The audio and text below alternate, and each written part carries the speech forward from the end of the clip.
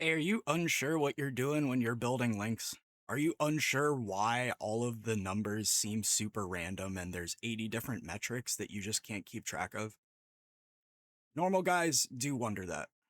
Well, I'm here to make life super simple. Google's honing in very closely on something that I've seen them work on for a number of years now. It's actually less new than it seems. Overall, Google has always valued two things in their links. One is topical relevance, and the other one is raw authority power. So if you're still building links piecemeal or still working with random guys on Fiverr to get random metrics, listen to this one first. We're talking about digital PR. And the reason that we're talking about digital PR today is because generally, digital PR is actually very available and can be very affordable depending on your deployment strategy. In my case, we kind of offer two different press release packages. On one hand, we have the basic, which is around 400 links. And then we have the premium, which is about double that. And the other big reason that it's premium is because we have more of the top authority outlets there. Now, in an ideal world, at the beginning of a campaign, let's say Joe's Plumbing comes in and he really doesn't have a lot of links or link building experience. He's had his website up for a while. Well, this is all ideal for me. I just have to do the work now. Month one, ideally, we're going to deploy a premium PR to the homepage. This is to help us start to establish our presence by spreading our NAP to the top authority outlets. This will improve our authority score. This is good for an obvious plethora of reasons. Now, we like to deploy press releases on a per page basis by need every 90 days. And so if we're only going to focus on that homepage and use the trickle down to our service pages to get them where they need to go, which is a totally viable strategy in many cases. 90 days later, I'm going to come back and we're going to hit it with a basic. And the reason that we don't need to hit it with another premium top end PR again is because it's just too much juice. In many cases, when you're buying a basic package with any press release service, it's usually many of the same outlets. And so what you're getting is not only are you getting a fresh link, but then you'll get related posts, which will essentially, in layman's terms, give you a refresh on that old PR. So by doing this every 90 days, we kind of make that larger initial investment last until the better part of a year. As with many things, we find that doing press releases regularly is what optimally helps. So this is why we have it as a cycle as opposed to just giving somebody a one-time thing and then saying, here's why. I'm advising that you do things regularly. If you do it once, do it more than once. It ain't nice if you don't do it twice. So where and how do we deploy our press release services? As far as what services to use, obviously I would go ahead and plug my own stuff, but you can find basic press release services for as low as $20, and you can find them on the higher end at around 80 to 100. The premium stuff is where it gets more particular because again, we're only pitching to premium outlets now beyond the other half of basic outlets that PR is going to hit.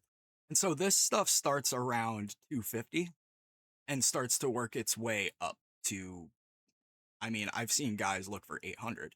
Is it all valuable services? I'll leave that to you. I'm just giving you the range. Bear in mind further that these are the numbers for the direct services themselves. These are not aggregate services in the sense that you may not know what you're looking to do in terms of following the guidelines or SEO structure when you're deploying your PR. And this is why it might be a good idea to get a consultant or a service to do it for you. And then keep in mind, they're going to get their cut. So if we're trying to budget min-max, these are our factors. To start to talk about what we want to see within the PR, the guidelines usually simply insist that we clearly state our name, address, phone number, and website within, that we don't use more links than they actually allow. This is on a per service basis. Some services allow up to 3 links. They must be in the third person perspective and of a non-promotional tone. That is to say, no talk like, oh, we sell the best insert thing here. We're simply talking as a mystery third party who is reporting in on newsworthy information about what happens to actually be our first party business. Some of the questions I'll ask people is, what did you do noteworthy lately? Did you close a big deal lately? Have you made any major changes to your physical business location or your website recently? Services, promotions, what are we doing that's new? What can we talk about? There's a lot of things that are newsworthy nowadays. Lots of guys talk about the conversion being a factor of why we should do this and why it's valuable. I'll tune you in. It's around 1%, maybe less. It's really not any actual amount of clicks. That is to say, as long as I've known press releases to be, it's almost strictly been for the SEO when you look closely at it. No one is actually clicking through these. Humans are not generally actually reading this. The reason we're doing it is because Google respects high authority, newsworthy websites. And if those sites were to point at us, well, what do you think logically is the value for us? Especially when we're talking stuff as low as 20, 40 bucks for something reliable. Yeah, sold. The way that I explain it to most guys for the first time is it's a good, clean, budget efficient batch of links. Basically, it's best bang for your buck. Now, while I could help you through figuring out, well, what post should I buy? What is an appropriate price for them? And what metrics should I be looking at? That'll be something separate entirely to this. I just want to point at something simple and easy today so that you guys can get a grip on it and really get rolling. So that's everything on digital PR for me today. Hope this helped you out. Any comments, questions, concerns, you know where to find me. Hit me down below. You can book me free over at Optilineage. You can also find samples and free education over there. I'm still building things out, so be patient with me. Let me know what else you guys want to learn about together. Hope this helped you out, and see you later.